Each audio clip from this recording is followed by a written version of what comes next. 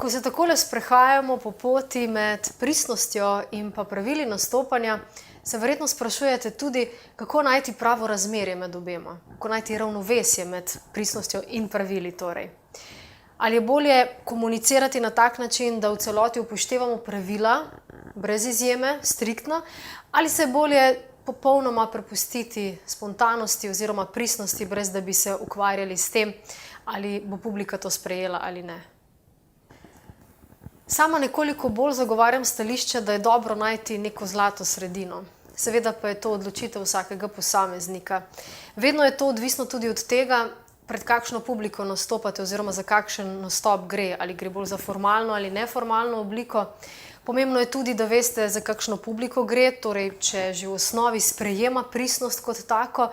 Pomembno pa je tudi, da se zavedate, kaj je vaš namen oziroma namen vašega nastopa in kaj želite doseči z njim.